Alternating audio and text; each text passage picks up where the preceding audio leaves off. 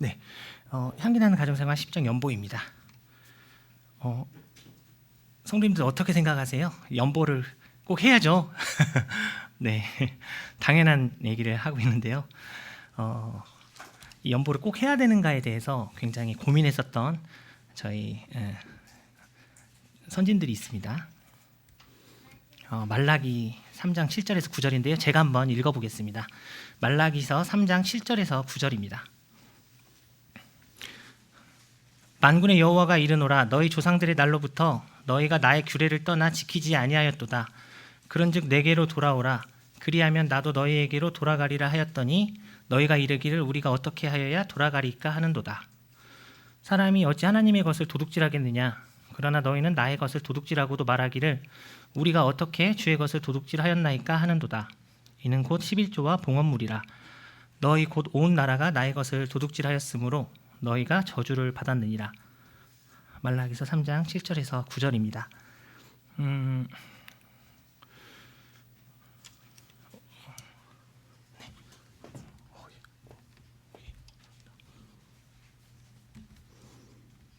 뺐다 다시 꽂아보겠습니다.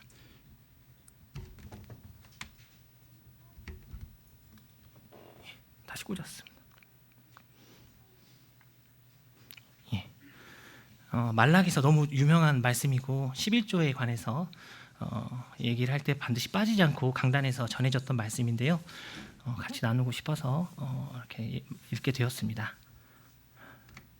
말라기서를 보게 되면 배경이 우선은 이렇게 됩니다. 먼저 바벨론 포로로 잡혀갔다가 3번에 걸쳐서 귀환을 하게 됩니다. 첫 번째 스룹바벨 때 먼저 1차 귀환을 하게 되고요. 그 다음에 뒤에 나와서 에스라 때 상당히 소수의 인원이 오지만 오게 됩니다. 그리고 3차로 느헤미야 때 이렇게 오게 됩니다.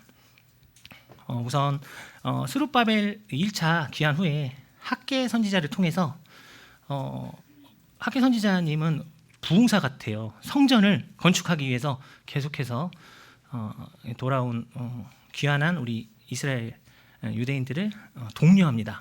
그렇게 해서 정말 없는 형편에 정말 어떤 면에서 짠해서 이렇게 성전을 정말 헌신으로 세우게 됩니다.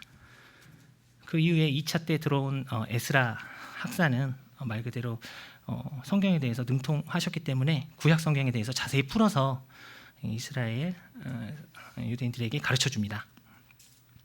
그리고 3차 느헤미야는 잘 아시다시피 총독으로 와서 성벽을 건설하게 됩니다. 그리고 이렇게 말라기가 그 이후에 시작이 된다고 이렇게 연대 순으로 봤을 때 이렇게 합니다. 이야기가 됩니다. 우선은 이때 왜 말라기 때 이스라엘 백성이 그런 11조에 대해서 연약해져 있었을까를 찾아봤는데요. 이스라엘 백성들은 우선은 정말 성전을 건축했고 에스라를 통해서 구약을 배웠고 느헤미야 때 성전까지 정말 없는 형편에서 최선을 다해서 하나님을 위해서 일을 했는데 사실 그렇게 하면 이제 형편이 좀 나아질 줄 알았나 봐요. 좀 좋아지고 성편도 피고 살림살이가 좀 나아졌냐 이런 말도 하는데 그런 것을 좀 기대했던 것 같습니다. 그리고 성벽까지 성문까지 건설되면 메시아가 혹시 오시지 않을까 이런 기대감이 있었는데 없었죠. 이 이후에 500년 뒤에 대략 500년 뒤에 예수님이 오시는데 이때는 그런 것이 없었기 때문에 이제 이스라엘 백성들이 회의감을 갖게 됩니다. 냉소적이 됩니다. 먼저는 아니 이렇게 열심히 노력을 했는데 삶에 대해서 뭐 나아지는 것도 없고 좋아지는 것도 없고 이게 뭔가 하는 생각을 하면서 그렇다고 메시아가 오신다는 뭐 징조도 없고 그러면서 예배 회의감을 갖게 됩니다. 그러면 당연하다시피 기계적으로 습관적으로 에스라를 통해서 배우긴 배웠기 때문에 성전에서 제물 11조를 하지만 그것을 그냥 기계적으로 습관적으로 하면서 결국에는 11조를 하는 것 자체를 등한시하고 아까워하게 됩니다. 이제 악순환이 반복이 되는 거죠. 그렇게 하니까 제사장들과 레위인들의 생계가 어려워집니다. 아시다시피 11조를 받아서 생활을 하잖아요. 제사장들과 레위인들이요. 근데 이렇게 이스라엘 백성들이 하기를 싫어하니까 이제 타협을 하게 됩니다. 원래는 깨끗하지 못한 재물, 또 흠이 있는 재물은 받아서는 안 되는데 그것까지 받게 되고 결국 이것은 악순환이 반복되면서 이 성전 예배 자체가 형식적으로 빠지게 됩니다. 이러면서 총체적인 문제가 생각이 일어나게 되는데요. 단순하게 11조가 무너지기 전에 먼저 삶이 무너지는 모습을 보여주게 됩니다. 근데 제가 이것을 이제 보면서 제 자신도 너무 닮은 것 같아요. 처음에 구원받고 정말 침례받고 그 불탔던 마음은 어느 순간 사라지고 취업도 힘들고 직장생활도 힘들고 대인관계도 힘들고 그 속에서 어떤 면에서 예배를 하긴 해야 하는데 기계적으로 습관적으로 하는 것은 아닌지 너무 닮아 있는 모습을 보면서 제 자신을 좀 반성하게 됐습니다. 한편 이스라엘 백성은 이렇게 되면서 하나님으로부터 크게 말라기 선지자를 통해서 질책을 받게 됩니다. 다 같이 한번 읽어보겠습니다. 3장 9절입니다. 시작. 너희 곧 온 나라가 나의 것을 도둑질하였으므로 너희가 저주를 받았느니라.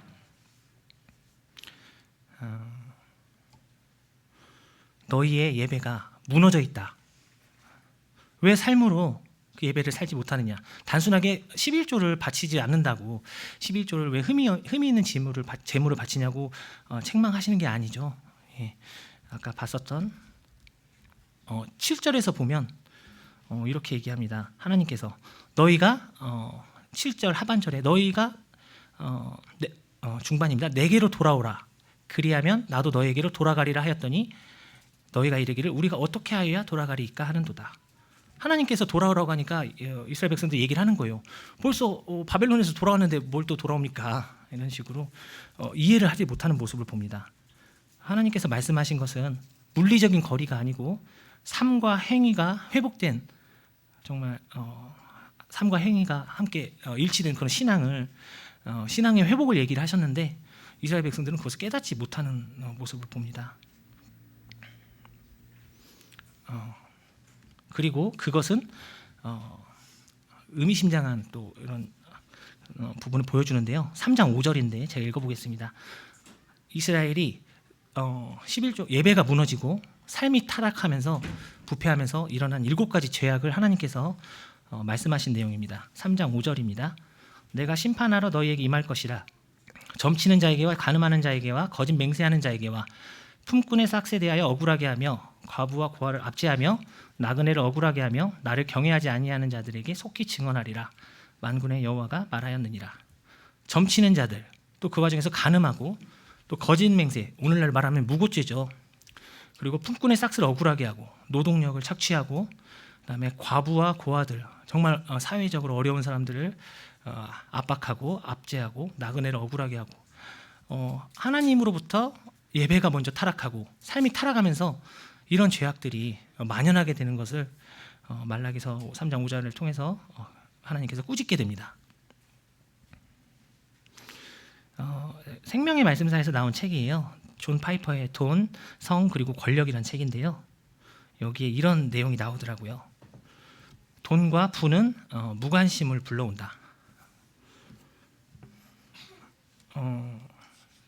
우리나라가 1988년에 응답하라 1988이라는 드라마를 제가 좋아하는데 굉장히 이웃 간의 정이 있잖아요. 서로 간에 관심이 많고 그때가 우리나라가 4,000달러였다고 해요. 1인당 국민 소득이.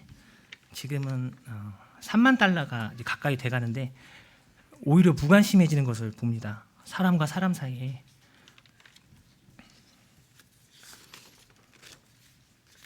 하나님께서는 전에도 제가 잠깐 언급했던 것 같은데요. 하나님께서는 관계를 통해서 사람을 성장시키시잖아요. 근데 관계를 하려면 반드시 선행돼야 되는 게 있습니다. 상대방에 대한 관심입니다. 관심이 없으면 이 관계를 이어나갈 수도 시작할 수도 없는데 돈은 특이하게도 이러한 무관심을 불러온다고 합니다. 노아 시대, 소돔 시대 그리고 오늘날의 공통점이 있습니다. 아시죠? 사람들이 먹고 마시고 시집가고 장가가고 하나님께는 관심이 없습니다. 예. 우리가 살아가는 자본주의 사회잖아요. 저희가 사는 사회가 자본주의는 말 그대로 돈이 주인이 되는 사회죠. 공산주의가 공산당이 주인인 사회처럼 이 자본주의 사회는 정말 돈을 위해서 굴러가는 사회인 것 같아요.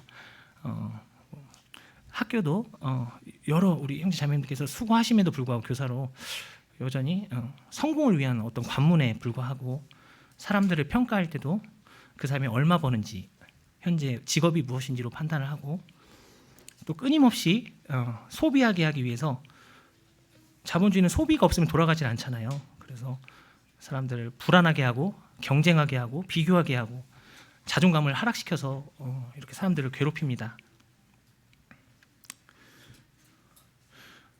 이 돈과 부가 정말 주인이 되어버린 세상을 저희가 살고 있는데 어떤 분이 그렇게 얘기를 하시더라고요. 무관심은 인간성의 파괴를 의미한다. 미워하는 것보다 무관심이 더 무섭다는 말도 하시는데요. 왜 그럴까요? 왜 돈과 부는 이렇게 무관심을 하나님에 대해서 이웃에 대해서 무관심하게 만들까요? 사이토 히토리라고 하는 분인데요. 일본 분인데 이분이 일본에서 71세 남성분인데 12년간 세금을 제일 많이 낸 분이라고 합니다. 토탈 12년 동안 1,600억을 낸 부자예요. 이분이 쓴 책이 되게 많은데 전부 부자에 관한 내용입니다. 다 베스트셀러라고 하는데 다 부자. 자기도 부자지만 본인도 부자들을 굉장히 연구를 많이 했더라고요. 그러면서 이 사람이 책을 통해서 한 말이 있는데 그게 저한테 굉장히 인상 깊었습니다. 부자들의 공통점이 있는데 하나의 공통점이 있는데 그것은 돈을 사랑한다는 것입니다. 너무 당연한 말이잖아요. 돈을 사랑한다는 것은 돈을 소중하게 여기고 그래서 지폐를 구기는 것도 싫어하고 또 항상 존중하는 의미에서 관심을 가지고 있고 근데 사람들이 착각하고 있는 게 있대요. 돈을 사랑한다는 게 사람들이 많이 착각을 하는 부분이 있는데 대부분의 사람들은 사실 돈을 좋아하긴 하는데 사랑하진 않는다고 합니다. 이게 무슨 말이냐면 돈을 몹시 좋아하면서도 막상 돈을 번 사람이 있으면은 그 사람은 시기하고 질투하고 뒤에서 험담하고 또 그 사람과 가까이 하려고 안 하고 이렇게 하는 모습들을 이중적인 모습들을 많이 보인대요. 근데 정말 돈을 많이 버는 이 부자분들은 돈을 사랑하는 부자들은 겸손하답니다. 돈을 벌었다는 사람이 있으면은 겸손하게 그 사람에게 찾아가서 친하게 지내려고 하고 그 사람이 어떻게 돈을 벌게 되었는지 가까이에서 그들의 노하우를 배우려고 하고 거기에 시간과 노력과 에너지를 집중한다고 해요. 근데 문제는 여기서 발생하죠. 시간과 노력과 에너지를 거기에 관심을 집중하기 때문에 반대로 그 외의 것들에게는 관심이 사라진다고 합니다. 한 번은 제가 장로 형제님께 물어봤어요.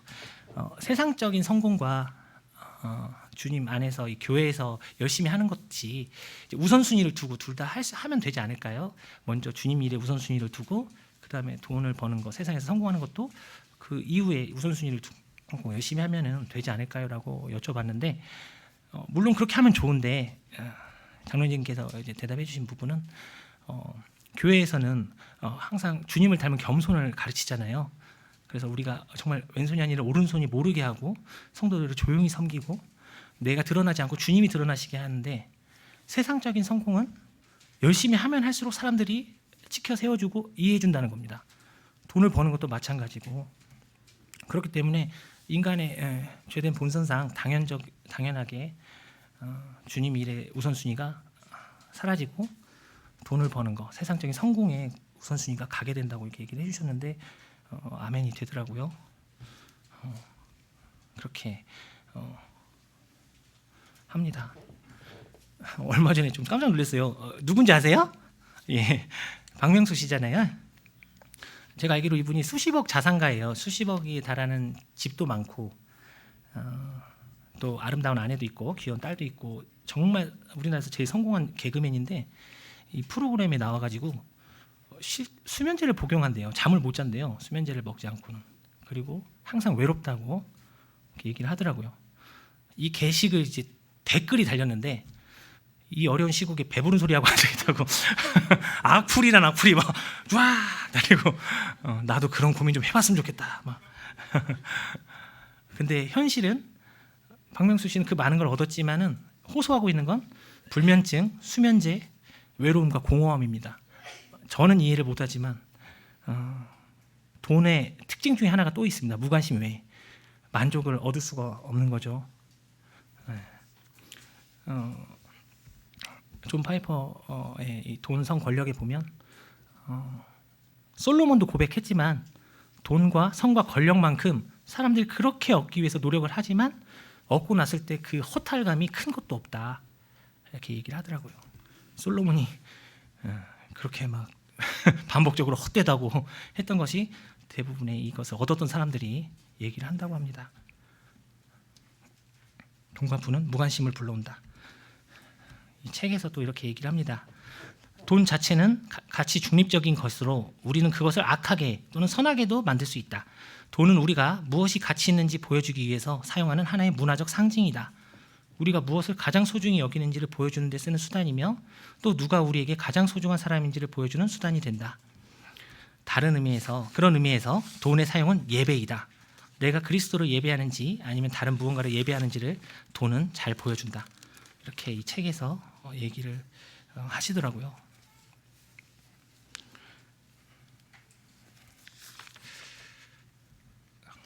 다시 돌아와 보겠습니다. 말라기서에서 우리 보면 결국 11조의 타락은 그 이전의 예배의 타락이었고 예배는 우리가 떡과 잔을 통해서 주님을 기념하는 것이지만 더 넓은 의미에서는 하나님을 만나는 것과 하나님께 드리는 거잖아요. 그것이 타락하면서 자연스럽게 예배의 확대된 개념인 삶에서 드리는 예배도 같이 타락을 하게 된 것을 봅니다. 말라기의 이스라엘 백성들은 이런 상황에 빠져 있게 되었습니다. 어쩌면 오늘날의 우리 애들의 모습이 아닌가 하는 생각도 들고요. 워렌 위어스비라는 신학 박사님인데 그 말라기서 핵심 성경 연구 말라기서 편에서 이렇게 얘기했습니다. 하나님은 11조와 헌금이 우리의 믿음과 사랑을 표현하는 것이기를 원하신다. 그리스도를 향한 성도의 사랑이 식을 때 이것은 대개 그의 청지기 직분에서 먼저 나타나게 된다.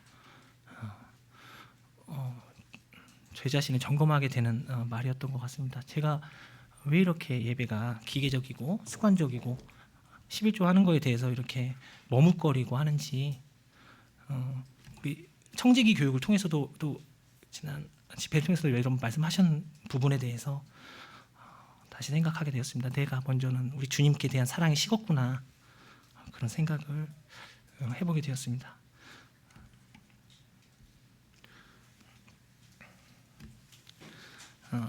이 책 순서대로 지금 나가고 있습니다. 11조를 그러면 드려야 할까요? 11조 하면은 항상 등장하고 우리 강단에서도 여러 차례 말씀해 주셨던 부분인데요. 제가 한번 읽어보겠습니다. 창세기 14장 18절에서 20절 말씀입니다.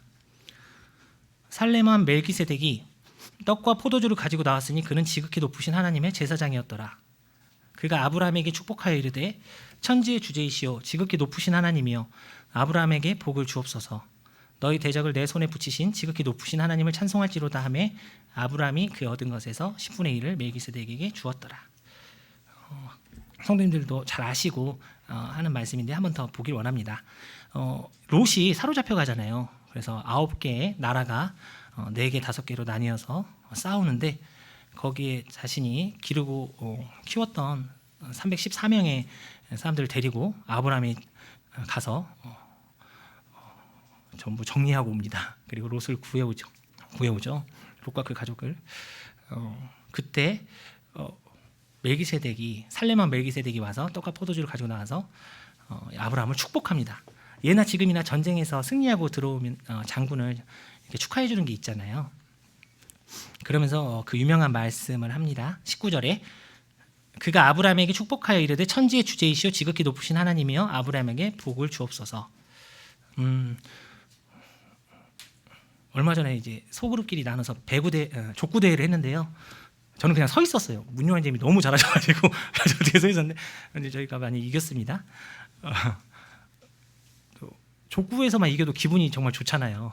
그런 자그마한 게임에서도. 근데 이런 큰 전쟁에서, 중동 전쟁인데 고대에 이 전쟁에서 승리하고 돌아온 아브라함은 얼마나 기뻤을까요? 분명히 사람이라면 당연하겠지만 의기양양해서 왔을 텐데요. 그런 아브라함에게 이렇게 멜기세덱이 가라앉히는 말을 합니다. 19절에서 천지의 주제이신 이시여 지극히 높으신 하나님이여 아브라함에게 복을 주옵소서. 이 말뜻을 이렇게 분별을 하시더라고요. 아브라함아 진정해라. 네가 한 거 아니야. 천지의 주제, 만물의 주인은 하나님이시다라는 뜻이잖아요.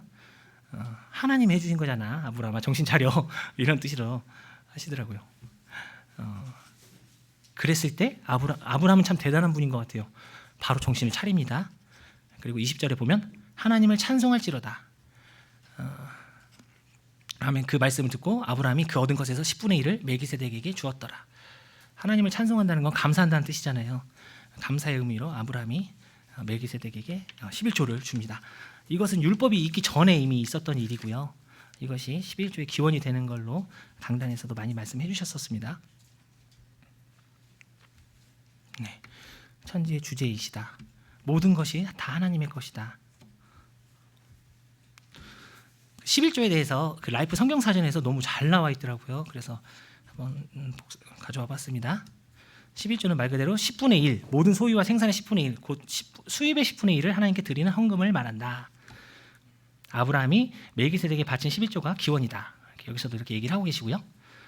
근데 이제 특이한 게 있습니다. 제3의 11조. 아까 기억나시나요? 말라기서 3장 5절에서 하나님께서 고아와 과부와 나그네를 가난한 이웃들을 돌아보지 않는 거에 대해서 하나님께서 분노하신 게 나오는데요. 왜 너희들이 나를 경외하지 않느냐라고 하면서 그 부분을 굉장히 책망하십니다. 사실상 지금 성전이 회파되고 레위인과 제사장들이 없는 상태에서 유대인들이 드릴 수 있는 11조는 제3의 11조거든요. 고아와 과부와 가난한 이웃들을 위해 쓰는 거. 아시다시피 미국의 지금 그 유명한 기부 문화는 유대인들이 만들어낸 것입니다. 그 전통을 만들어 놓은 것입니다. 그들이 그 전통을 만든 것은 다른 게 아니고 성전과 레위인과 제사장들이 없기 때문에 하나님을 경외할 수 있는 수단이 이 제3의 11조밖에 없었던 거예요. 이렇게 랍비가 그렇게 얘기한 것을 봤는데요. 그렇기 때문에 그들이 자신들의 소득을 그 어려운 사람들을 위해서 기부하는 것이 보편화되었고 그것이 미국 사회에 뿌리 깊게 자리 잡게 되었다라고 이렇게 얘기를 하시더라고요. 근데 여기서 또 중요한 게 있습니다. 11조는 10분의 1도 얘기를 하지만요. 마하세르라고 하는 원어에서 말하는 것처럼 첫 것, 초태생, 그리고 처음. 그래서 처음이 나머지를 대표한다라는 뜻도 있습니다. 그렇기 때문에 아시다시피 첫사람 아담으로 인해서 모든 인류가 원죄를 가지게 되잖아요. 그가 대표이기 때문입니다. 첫째. 그리고 장자의 명분, 하나님께서 장자들에게 더 큰 축복을 주신 거. 왜냐하면 그 장자들이 그 뒤에 있는 그 자녀들의 처음이 되기 때문에 그랬고요. 또 우리가 혼전 순결을 청년식에 지켜야 하는 이유도 이것이고요. 그 다음에 출애굽 직전에 12번째 재앙으로 애굽의 장자들이 다 죽잖아요. 그것도 사실은 그들이 10분의 1의 대표로 죽은 것입니다. 원래적으로 말하면 애굽 전체가 심판을 받은 거죠. 이 부분은 나중에 2차 세계대전에 일본에게도 똑같이 임해가지고 일본이 2차 세계대전 직전에 식민지에서 그렇게 괴롭혔던 그 벌을 받죠. 찾아보니까 500만 명이 죽었더라고요. 그 군인만. 그들이 대부분 그 집안의 장남들이었다고 합니다. 이렇게 첫째 11조는 10분의 1도 얘기를 하지만 첫 것, 그래서 나머지를 대표하는 것을 얘기를 하기도 합니다. 그렇기 때문에 아브라함은 10분의 1을 드렸지만 사실은 전부를 드린 거죠. 근데 여기에서 소돔왕이 또 끼어듭니다.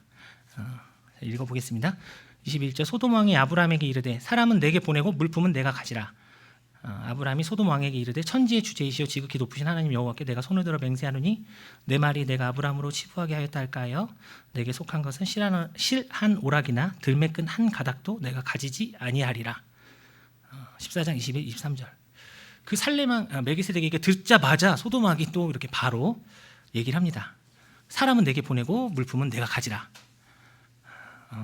청지기 정신과는 직분과는 정반대되는 얘기죠. 애썼어 아브라함, 다 네 거야, 가져. 네가 해낸 거야, 네가 한 거야, 그런 뜻이잖아요. 근데 아브라함이 또 여기서 놀라운 간증을 보여줍니다. 방금 들었던 살레망 멜기세덱에게 들었던 말씀을 인용해서 얘기를 하죠. 소돔 왕에게 이르되 천지의 주제이시오 지극히 높으신 하나님 여호와께 내가 손을 들어 맹세하노니 모든 만물이 내가 승리한 것까지도 모든 것이 다 하나님 것인데 내가 만약에 너에게 이걸 보내면 이것이 꼭 나로 인해서 네가 잃은 것이라고 할 수 있으니 내가 너에게 속한 것은 실한 오라기도 가져가지 않겠다라고 이야기를 합니다. 말씀과 삶이 일치하는 아브라함의 모습을 보게 됩니다. 많은 분들이 그럽니다. 말라기에 이스라엘 백성들의 그 신앙의 흔들림, 삶의 타락, 예배의 타락은 이런 아브라함이 보여준 모습에서 벗어났기 때문이다 라고 이렇게 얘기를 합니다. 하는 것을 보았습니다. 그러면 이제 다음 질문인데요. 그럼 우리는 무엇을 드려야 할까요? 그러기 위해서는 먼저 멜기세덱을 살펴보아야 됩니다. 히브리서 7장 1절에 3절에서 멜기세덱에 대해 자세히 나와 있습니다. 제가 읽어보겠습니다. 이 멜기세덱은 살렘 왕이요 지극히 높으신 하나님의 제사장이라. 여러 왕을 쳐서 죽이고 돌아오는 아브라함을 만나 복을 빈 자라. 아브라함이 모든 것의 10분의 1을 그에게 나누어 주니라. 그 이름을 해석하면 먼저는 의의 왕이요 그 다음은 살렘 왕이니 곧 평강의 왕이요 아버지도 없고 어머니도 없고 족보도 없고 시작한 날도 없고 생명의 끝도 없어 하나님의 아들과 닮아서 항상 제사장으로 있느니라. 누구시죠? 예수 그리스도를 예표하시죠. 2절에 의미심장한 부분이 있습니다. 의의 왕이라고 이 멜기세덱을 소개를 하는데요. 성경은 계속해서 성경에서 말하는 의는 하나님과의 관계 회복을 말할 때 얘기합니다. 그래서 하나님과 관계가 회복되었다 할 때 그 사람이 의롭게 되었다라고 이렇게 표현을 하시는데요. 의의 왕, 모든 존재 중에 하나님과 가장 관계가 완벽한 사람 누굴까요? 예수 그리스도시죠. 그리고 평강의 왕이신 그분. 그러면은 이것을 통해서 아브라함이 11조를 그럼 누구한테 드린 거죠? 예수 그리스도께 드린 거죠. 그리고 잘 아시다시피 우리 예수 그리스도께서는 자신의 몸을 하나님의 맏아들로서 저희들을 위해서 11조로 주십니다. 그 11조에 주님이 그 몸으로 주신 우리를 위해서 그 맏아들로서 주신 그 11조, 그게 우리 그리스도의 구속의 은혜가 11조에 녹아 있는 것을 볼 수가 있습니다.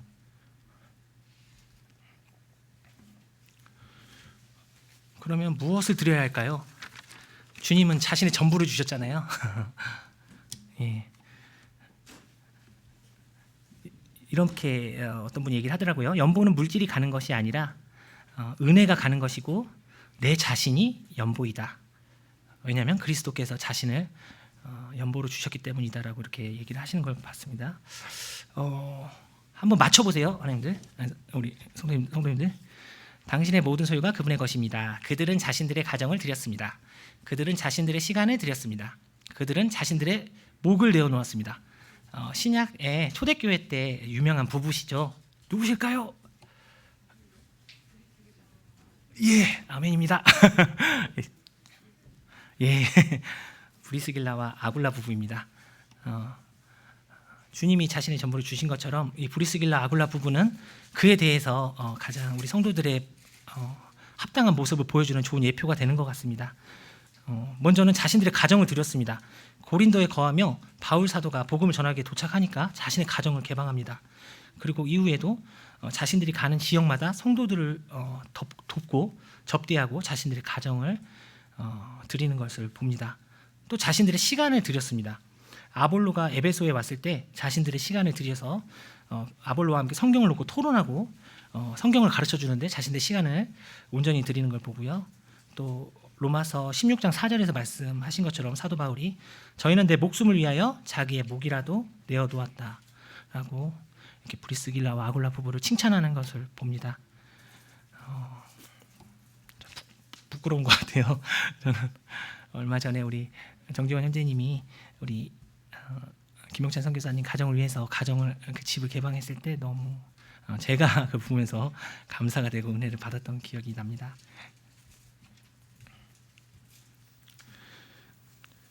다음은 어떻게 드려야 할까요? 11조를 그러면 하나님께 연보를 어떻게 드려야 될까요? 1번은 정기적으로 드리십시오.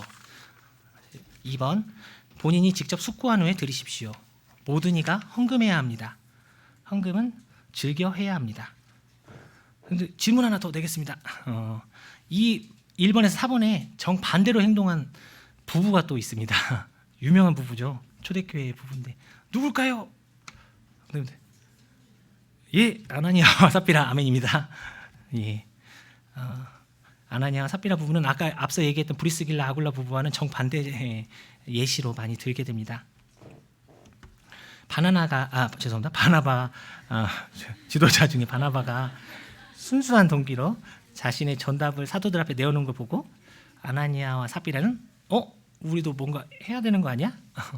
우리도 뭔가 여기서 영향력을 미쳐야 되는데 사람들에게 그런 의미에서 불순한 동기를 가지고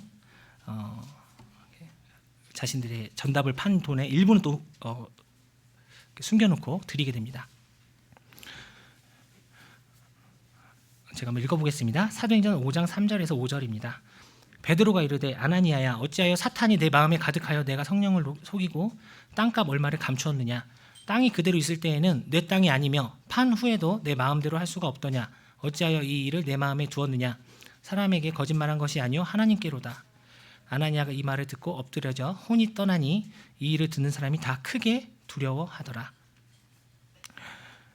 불순한 동기로 행했던 이 헌금을 연보를 하였던 이 아나니아와 삽비라 부부는 먼저 베드로 사도에게 혼이 납니다. 내가 나를 속이느냐, 내가 교회를 속이느냐라고 하지 않았고 3절에서 분명하게 내가 성령을 속였다고 꾸짖는 것을 봅니다. 그리고 이것에 의거해서 아나니아가 죽게 되었을 때 5절 하반부에 사람이 다 크게 두려워하더라.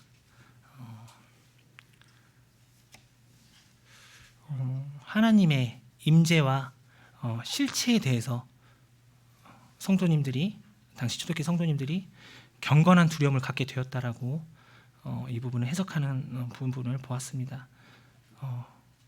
경건한 두려움, 어쩌면 오늘날 우리 시대에 잊혀져 버린 많이 사라진 부분이 아닌가 하는 생각이 듭니다.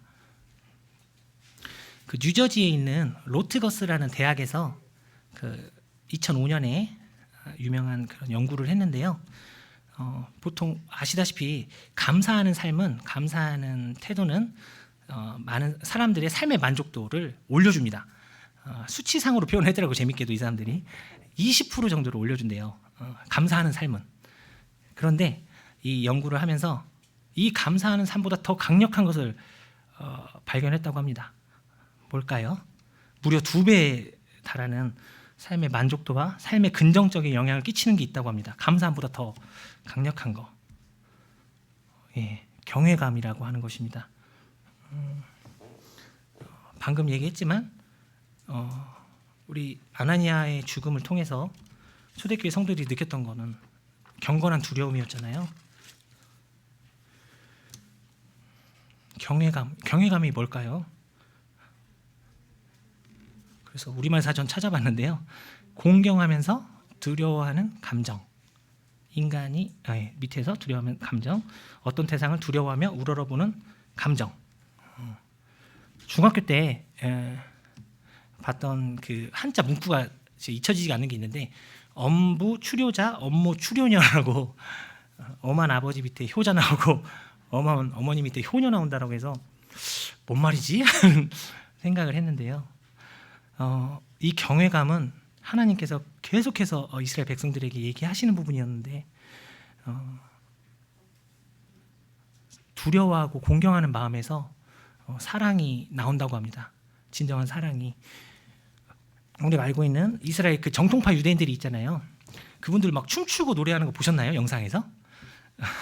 그분들은 구원받지도 않았고 예수 그리스도가 구원자이신 것도 메시아인 것도 모르는데 뭐가 저렇게 좋을까?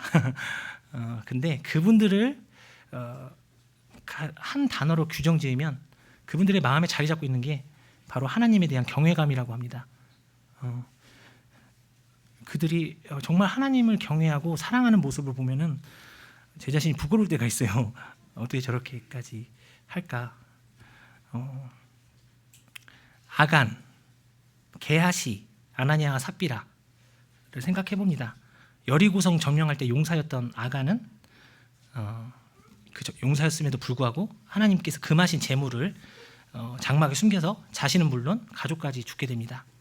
게하시는 엘리사의 충직한 사환이었지만 하나님께서 나아만 장군에게 그냥 아무것도 받지 말라고 엘리사가 얘기했음에도 불구하고 속이고 받죠.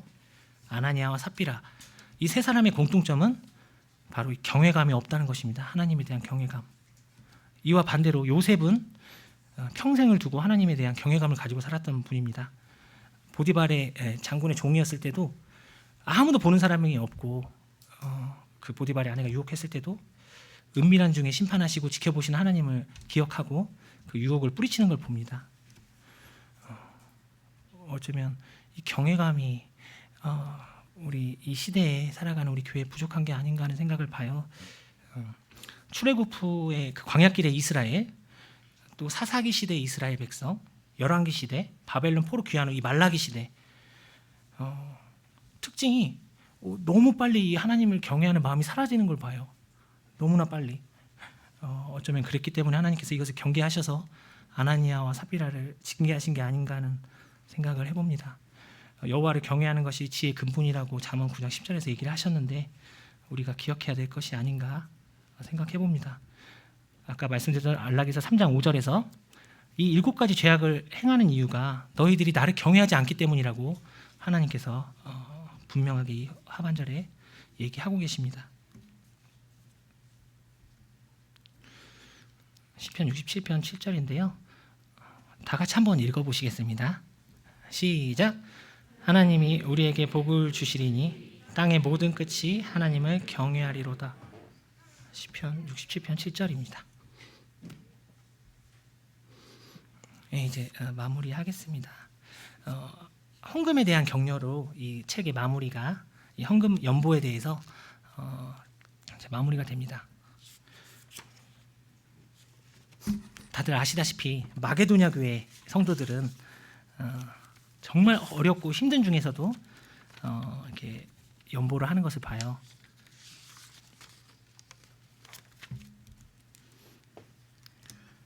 고린도후서에서 얘기를 하십니다. 형제들아, 하나님께서 마게도냐 교회들에게 주신 은혜를 우리가 너희에게 알리노니 환난의 많은 시련 가운데서 그들의 넘치는 기쁨과 극심한 가난이 그들의 풍성한 연보를 넘치도록 하게 하였느니라.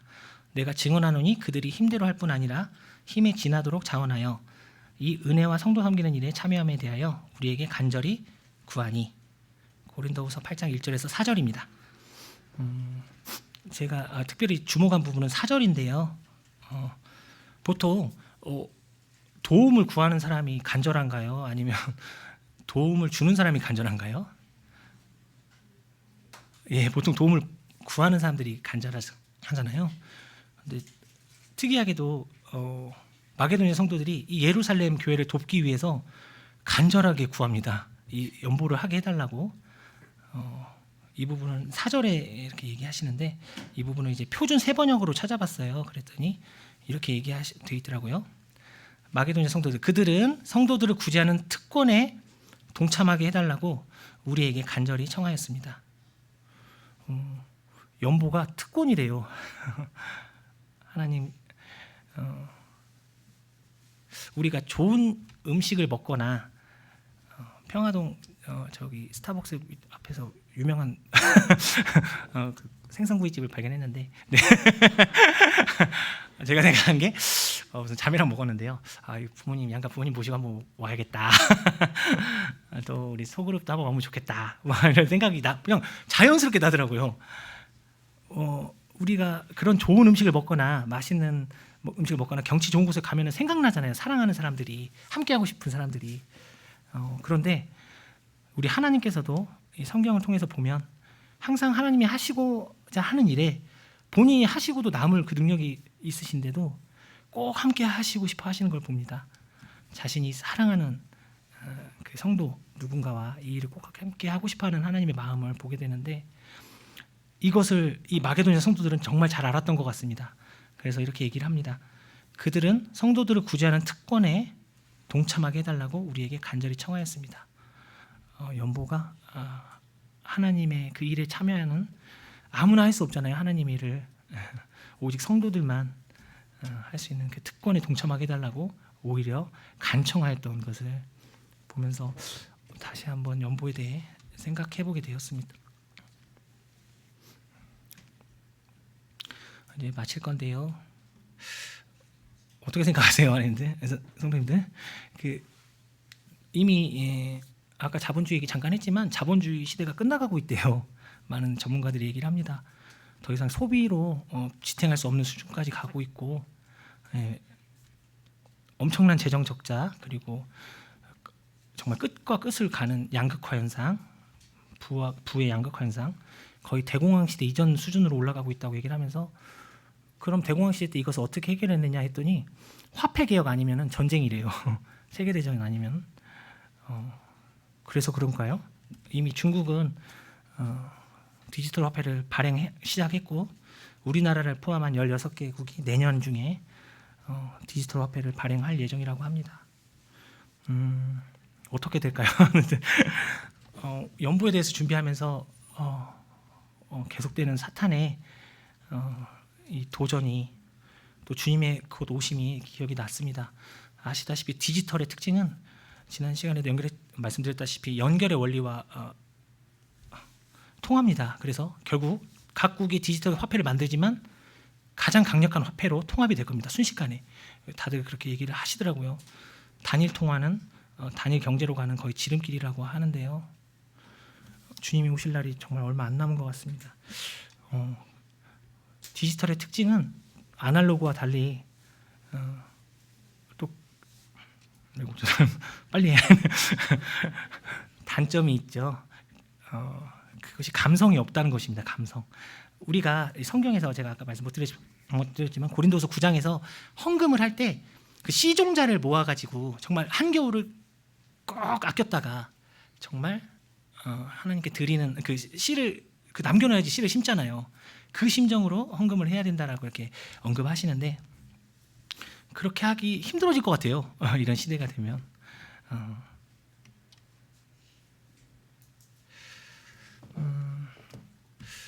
말라기서를 보면서 또 고린도후서를 보면서 이 연보에 대해서 생각하면서 묵상하면서 제가 부끄러웠습니다. 이스라엘 백성들의 그 공통점이 저에게서 똑같이 보이는 거예요.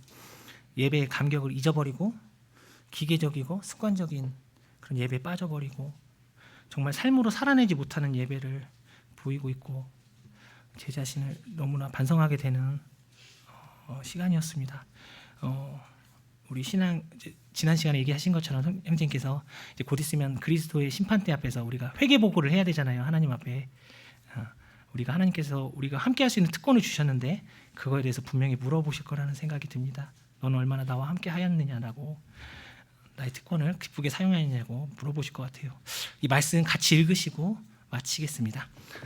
같이 읽으시겠습니다. 시작. 믿음이 없이는 하나님을 기쁘시게 하지 못하나니 하나님께 나아가는 자는 반드시 그가 계신 것과 또한 그가 자기를 찾는 자들에게 상 주시는 이심을 믿어야 할지니라. 감사합니다.